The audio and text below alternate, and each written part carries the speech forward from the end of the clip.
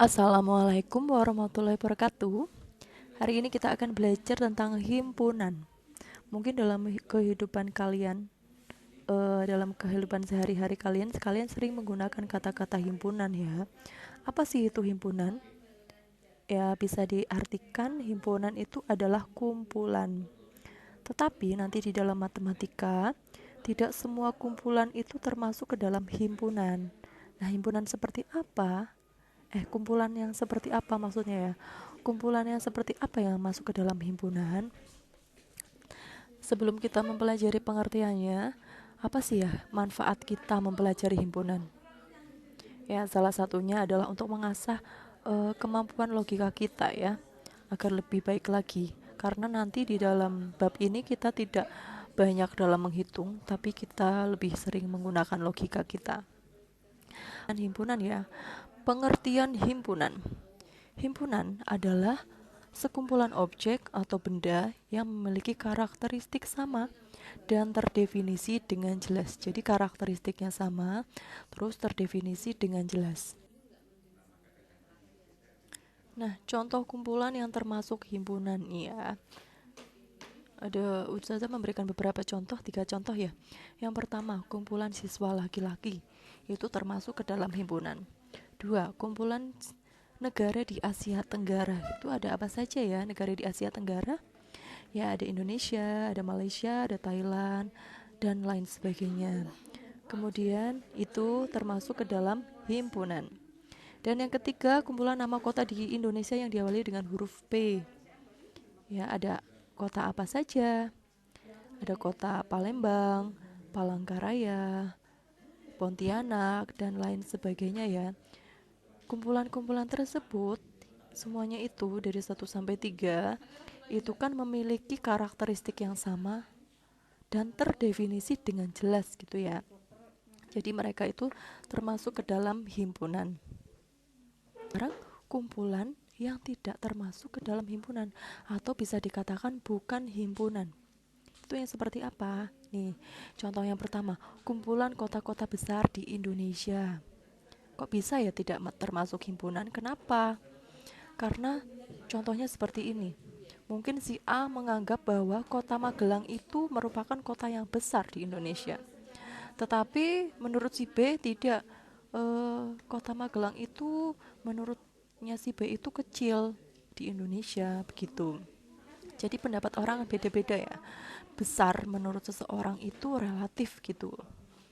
Kecuali ada ketentuannya yang besarnya berapa kayak gitu. Itu baru yang masuk himpunan. Terus yang kedua, kumpulan wanita cantik di Indonesia. Cantik, ada kata-kata cantik. Cantik di sini kan termasuk relatif ya.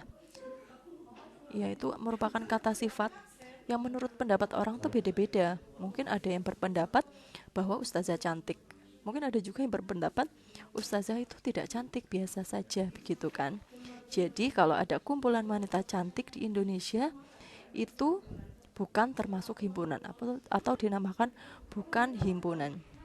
Terus yang ketiga, kumpulan siswa pandai di SMP Muhammadiyah Plus Gunung Pring. Ada kata-kata pandai. Nah, di sini pandai juga relatif ya. Nanti pendapat orang berbeda-beda begitu. Jadi nanti ciri-ciri yang termasuk bukan himpunan, ciri-cirinya itu di dalam kata-katanya itu ada kata-kata sifatnya ya. Seperti besar, cantik, pandai, tebal, indah begitu ya. Itu merupakan kata-kata sifat, jadi itu bukan termasuk himpunan. Lanjut ke anggota himpunan ya. Suatu himpunan dinotasikan atau dilambangkan atau dinamai dengan huruf kapital. Misalnya A, B, C atau D sampai dengan huruf Z, tapi pakai huruf kapital ya. Anggota himpunan dilambangkan dengan seperti huruf E ini, tapi melengkung, lebih melengkung seperti ini ya. Itu dinamakan anggota atau bisa juga dinamakan elemen. Elemen dan anggota itu sama. Kalau bukan anggota atau bukan elemen, itu tandanya hampir sama seperti anggota, seperti huruf E, tapi ada coretnya ya. Contohnya ya. Jika A adalah himpunan hewan berkaki dua. Jadi hewan berkaki dua itu ada apa saja ya? Ya ada ayam, ada burung, ada bebek, dan lain sebagainya ya. Itu masuk ke dalam anggota himpunan A. Berarti ayam itu kan anggota himpunan A ya, bisa ditulis seperti ini. Ayam, terus pakai simbol himpunan, anggota himpunan, terus belahnya A, dibacanya ayam anggota himpunan A. Tetapi kalau kambing, kambing kan bukan anggota himpunan A ya, berarti bisa ditulis seperti ini. Oke, lanjut ya. Cara menyatakan himpunan. Nanti cara menyatakan himpunan itu ada 3 ya. Yang pertama dinyatakan dengan menyebutkan nama anggotanya atau bisa disebut juga dengan enumerasi. Dan yang kedua dinyatakan dengan menuliskan sifat yang dimiliki anggotanya. Yang ketiga dinyatakan dengan notasi pembentuk himpunan. Bagaimanakah caranya menyatakan himpunan dengan 3 cara ini? Langsung saja contohnya kalian simak ya. Ya, untuk cara yang pertama itu menyatakan himpunan dengan menyebutkan anggota-anggotanya atau yang dinamakan dengan enumerasi. Itu caranya gimana? Seperti ini ya. Misalkan ada himpunan namanya itu himpunan A. Anggota-anggotanya itu ada 2, 3, 5, 7. Berarti nulisnya seperti ini. A sama dengan kurung bukanya itu kurung buka kurawal ya. Jangan kurung buka biasa. Nanti kalau kurung buka biasa itu nanti ini salah ya. Jadi kurung buka kurawal terus ditulis semua anggota-anggotanya. Terus dipisahkan dengan tanda koma. Terus kurung tutupnya juga kurung tutup kurawal. Kurung tutup kurawal itu yang tengah-tengahnya ada lancip-lancipnya seperti ini ya.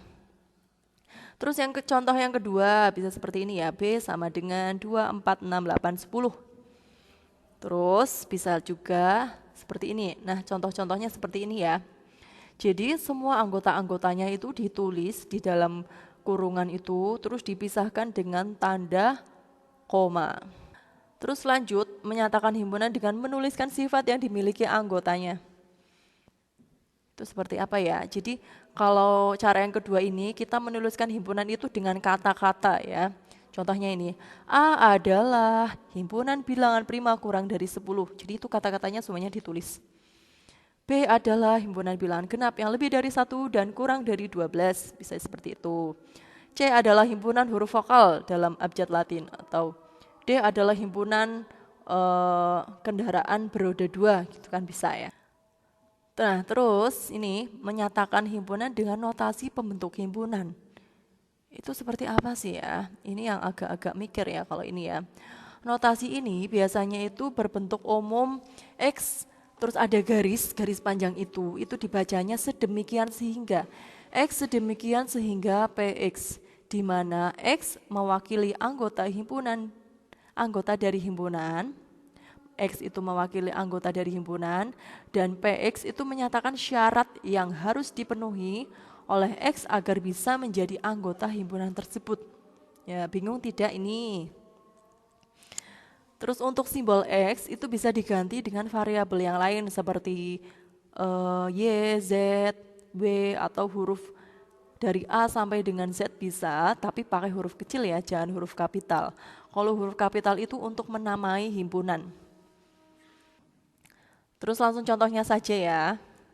Misalkan ada sebuah himpunan, ini contoh yang seperti contoh-contoh yang sebelumnya dari ini. Itu kan tadi ada himpunan A sama dengan 2, 3, 5, 7.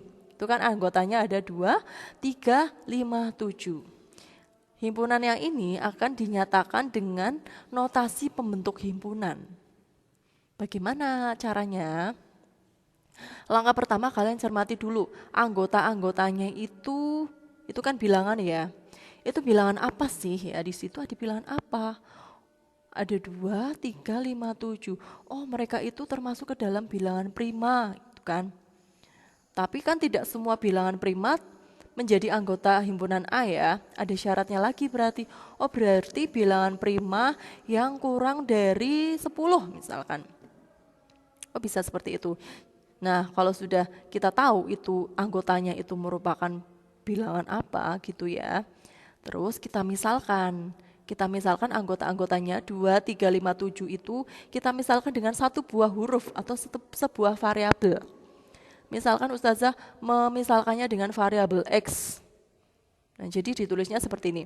A sama dengan kurung buka kurawal, terus ditulis X, sedemikian sehingga itu simbolnya garis panjang itu ya. Nah terus ini kan ada space yang kosong ya, ini tuh isinya apa? Kita isi dengan ini. Tadi anggota himpunan A itu isinya, anggotanya itu bilangan apa ya? Oh bilangan prima, berarti bisa kita tulis seperti ini di akhir ini, di paling belakang. X adalah bilangan prima gitu ya, karena anggota-anggotanya itu bilangan prima. Terus kan ada syarat lagi ya, itu kan tidak semua bilangan prima masuk ke dalam anggota A, cuma 2, 3, 5, 7. Berarti ditulis syaratnya lagi, biar nanti ketemunya 2, 3, 5, 7. Oh tadi bilangan prima yang kurang dari 10. Nah ini kan X adalah bilangan prima kan udah ditulis.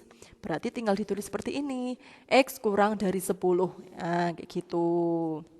Jadi sudah selesai seperti ini jadinya.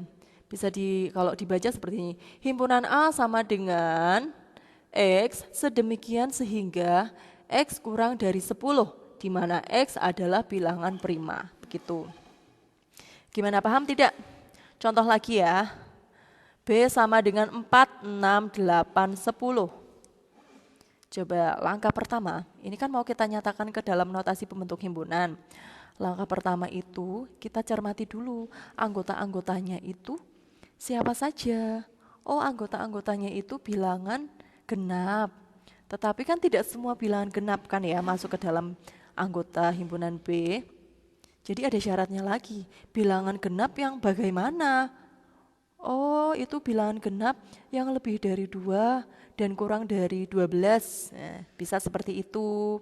Jadi kalau sudah seperti itu, terus kita misalkan 4, 6, 8, 10 itu dimisalkan dengan sebuah huruf. Kalian pengen huruf apa? Oh misalkan huruf Y itu. Berarti ditulis seperti ini. B sama dengan kurung buka kurawal Y sedemikian sehingga, ada garis panjang itu sedemikian sehingga bagaimana? Ya, ditulis bilangan genap itu berarti di paling belakang sini. Bisa ditulis seperti ini, Y anggota bilangan genap, pakai simbol seperti ini. Atau bisa ditulis juga, Y adalah bilangan genap, juga boleh ya. Nah, bilangan genap yang seperti apa? Seperti tadi itu, bilangan genap yang lebih dari 2 dan kurang dari 10. Atau Y-nya itu di antara lebih dari 2 dan kurang dari 12 maksudnya ya. Jadi Y-nya itu di antara 2 dan 12. Nah, seperti ini, bisa ditulis seperti ini. 2 kurang dari Y kurang dari 12 gitu.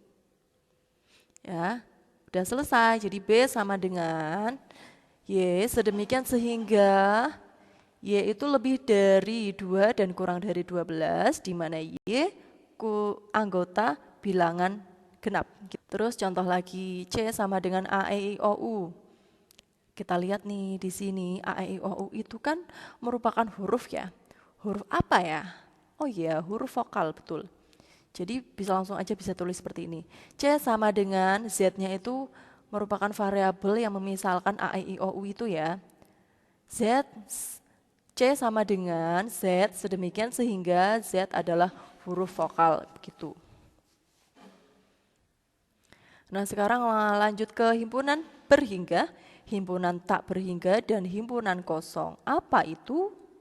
Himpunan berhingga adalah himpunan yang memiliki banyak anggota berhingga atau dapat dihitung atau ada batasannya gitu ya. Contohnya A sama dengan A, I, O, U, itu kan bisa kita hitung ya. Banyak anggotanya ada berapa? Ada 5 ya, berarti itu termasuk ke dalam himpunan berhingga.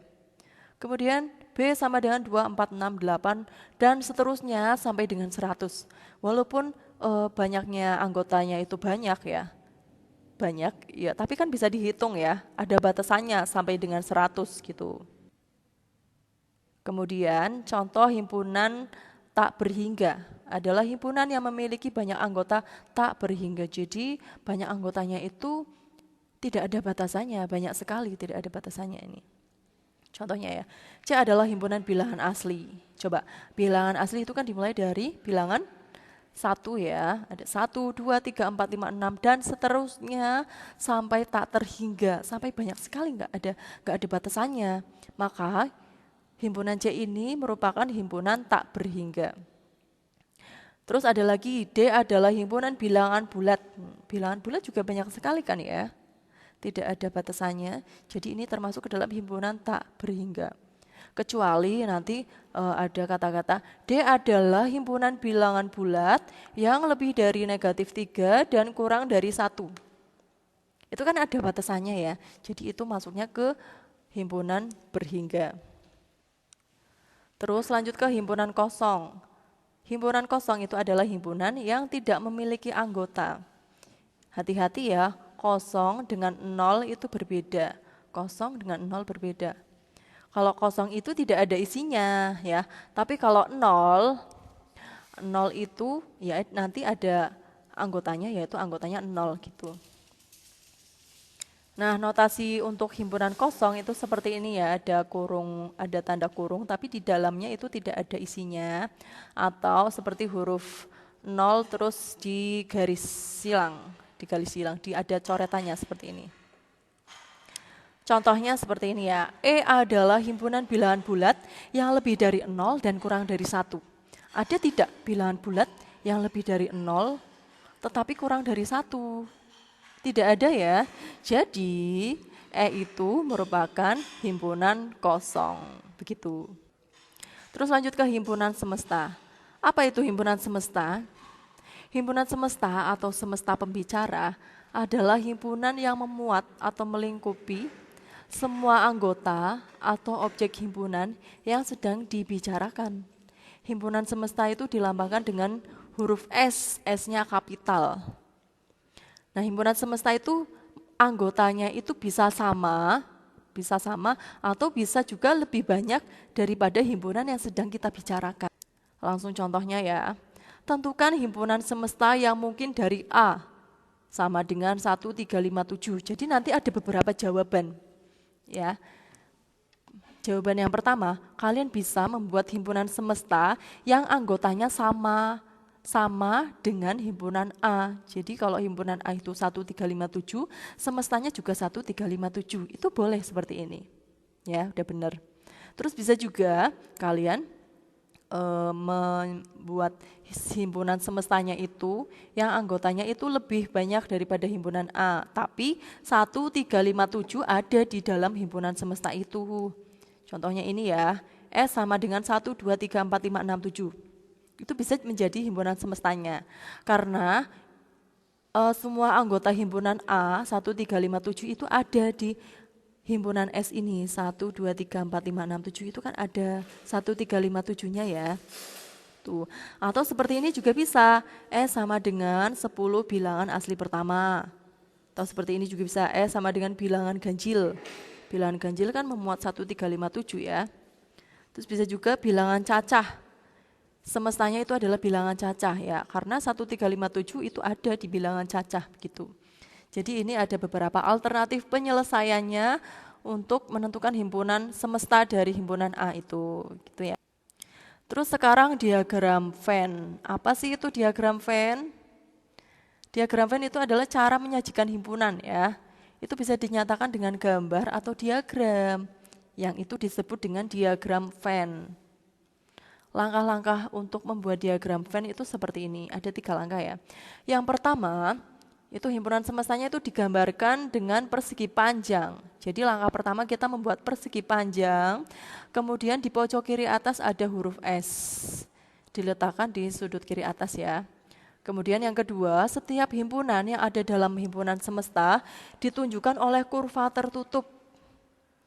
Atau bisa dalam bentuk oval, bisa dalam bentuk lingkaran ya, terserah ya. Terus yang ketiga, setiap anggota himpunan itu ditunjukkan dengan titik. Jadi sebelum kita menulis anggota himpunannya, kita tulis titiknya dulu. Misalkan titik 1, titik 2 gitu. Langsung ke contohnya ya. Contoh yang pertama, diagram Venn dari himpunan S. Himpunan semestanya itu 1, 2, 3 sampai dengan 9. Kemudian di dalamnya ada himpunan A sama dengan 1, 2, 3 dan himpunan B sama dengan 4, 5, 6. Adalah sebagai berikut gambarnya. Langkah pertama kita buat persegi panjang dulu. Setelah itu di pojok kiri atas diberi huruf S yang artinya semesta. Setelah itu, nah selain himpunan S itu kan ada himpunan A dan himpunan B ya di dalam himpunan semesta itu. Jadi kita buat 2 oval atau 2 lingkaran ya. Bisa oval, bisa lingkaran, terserah kalian. Terus kita lihat anggota-anggotanya. Anggota himpunan A dan anggota himpunan B, apakah ada yang sama? Tidak ada ya, anggotanya berbeda semua ya. Jadi nanti ovalnya itu seperti ini. Terpisah ya, tidak ada yang menyentuh sama sekali, seperti ini. Setelah itu tinggal kita tulis semua anggota himpunan A ditulis di dalam ovalnya ini di himpunan A ini. 1, 2, 3. Tapi sebelum kita menulis bilangan 1, kita tulis titik ini, titik 1, titik 2, titik 3, seperti itu ya. Terus semua himpunan B juga ditulis di dalam ovalnya ini. Nah setelah itu kan masih ada himpunan S yang belum tertulis di dalam persegi panjang ini kan ya. Yang sudah tertulis baru 1, 2, 3, 4, 5, 6. Berarti yang belum tertulis itu berapa? 7, 8, dan 9. Diletakkan di mana?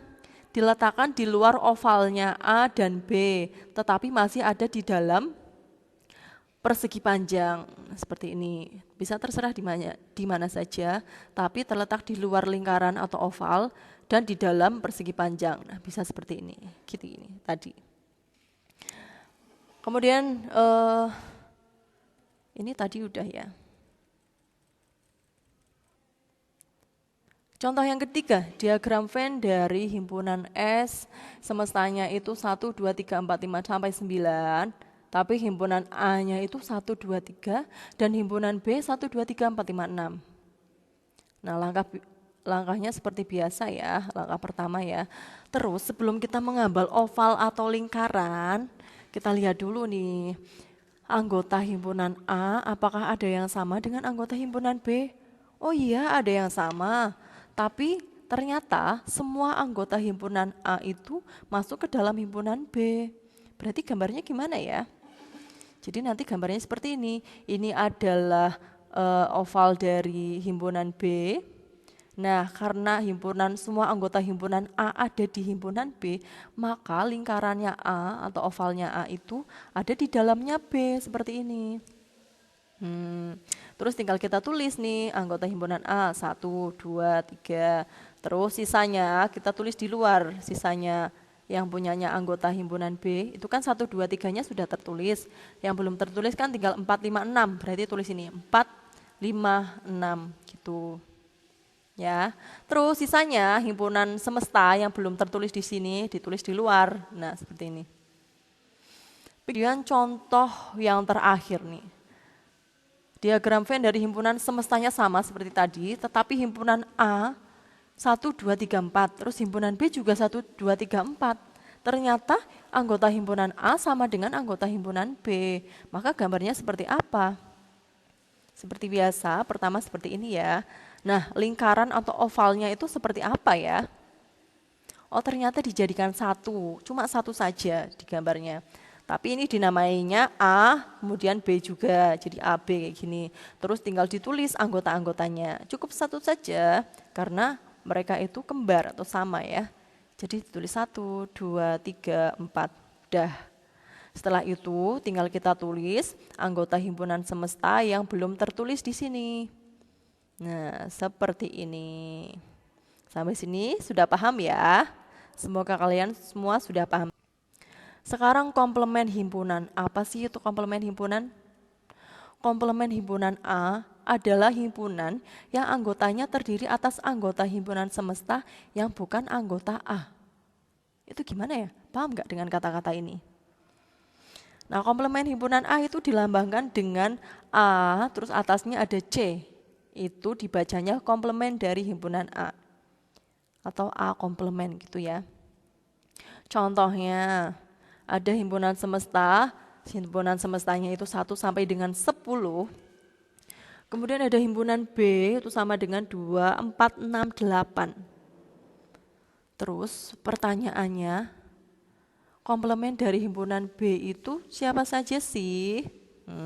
Cara menentukannya bagaimana? Cara menentukannya, pertama kita lihat dulu. Himpunan B itu kan ada 2, 4, 6, 8. Kemudian kita lingkari. Di semestanya ini kita lingkari angka 2, 4, 6, dan 8 ini. Nah, udah dilingkari seperti ini. Komplemennya itu yang mana? Komplemennya itu anggota himpunan S yang tidak dilingkari merah. Selain yang dilingkari merah, berarti ada 1, 3, 5, 7, 9, 10. Itu adalah komplement dari himpunan B. Bisa ditulis seperti ini ya. B, terus atasnya ada C sama dengan 1, 3, 5, 7, 9, dan 10. Itu adalah komplement dari himpunan B. Terus lanjut kardinalitas himpunan. Apa sih itu kardinalitas himpunan?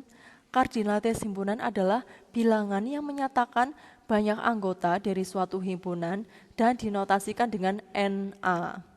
Kalau NA berarti banyaknya anggota himpunan A. Kalau NB berarti banyaknya anggota himpunan B. Kalau NZ berarti banyaknya anggota himpunan Z, gitu ya. Contohnya, himpunan A sama dengan ayam, bebek, burung, angsa. Himpunan B sama dengan 2, 3, 4, 5, 6, 7. Banyaknya anggota himpunan A ada berapa? Oh ya, betul, ada 4. Berarti bisa ditulis NA sama dengan 4. Banyaknya anggota himpunan B ada berapa? Ya, ada 6. Berarti bisa ditulis seperti ini. NB sama dengan itu ya. Kemudian sekarang lanjut ke himpunan bagian. Ya, ini yang terakhir ya. Himpunan bagian. Apa sih itu himpunan bagian? Jadi himpunan A dikatakan himpunan bagian dari B itu jika semua anggotanya A menjadi anggota B. Tuh. Himpunan A menjadi himpunan bagian dari B atau bisa dikatakan A subset dari B, itu dilambangkan seperti ini ya. A terus seperti huruf C tapi agak panjang ya. Terus B gitu. A dibacanya A himpunan bagian dari B atau A subset B. Kalau bukan himpunan bagian berarti lambangnya seperti himpunan bagian tapi ada coretnya ini ya, seperti ini. Terus langsung saja contohnya. Diketahui A sama dengan bilangan asli kurang dari 15. B sama dengan 3, 5, 7, 9, 11. Pertanyaannya, apakah A himpunan bagian dari B? Pertanyaan yang kedua, apakah B himpunan bagian dari A? Cara menjawabnya gimana? Ya, penyelesaiannya. Yang pertama, A itu tadi kan bilangan asli kurang dari 15 ya. Berarti kita cari dulu, bilangan asli yang kurang dari 15 itu berapa saja? Ya, ini ya, 1, 2, 3, 4, 5 sampai dengan 14. 15-nya tidak ikut. Terus B itu tadi di soal itu 3, 5, 7. 3, 5, 7, 9, 11. Terus pertanyaannya seperti ini, apakah semua anggota himpunan A menjadi himpunan B? Coba kita lihat, apakah semua himpunan A menjadi himpunan B? Tidak ya, karena ada beberapa anggota himpunan A itu yang tidak termasuk himpunan B, contohnya itu 14 enggak termasuk, 12 tidak termasuk, 2, 1 juga tidak termasuk. Jadi ini jawabannya adalah tidak. Karena tidak semua anggota himpunan A menjadi anggota himpunan B, kesimpulannya A itu bukan himpunan bagian dari B. Tuh, atau dilambangkan seperti ini yang berwarna hijau. Terus lagi, apakah semua anggota himpunan B menjadi anggota himpunan A? Kita lihat anggota himpunan B kan 3, 5, 7, 9, 11. Apakah semuanya itu ada di himpunan A? Oh iya, berarti jawabannya adalah iya. Jadi kesimpulannya apa? Kesimpulannya, jadi himpunan B merupakan himpunan bagian dari A. Begitu penjelasan dari Ustazah. Mohon maaf atas kendala teknis tadi. Ustazah menge-share video di YouTube atau di Microsoft Teams itu Microsoft di Google Meet maksudnya itu suaranya tidak terdengar ya, suaranya kecil ya, mohon maaf karena kesalahan teknis. Terima kasih, jangan lupa setelah ini kalian mencatat apa yang tadi Ustazah jelaskan, kemudian kirim foto catatan tersebut di Google Classroom. Ya, terima kasih. Wassalamualaikum warahmatullahi wabarakatuh.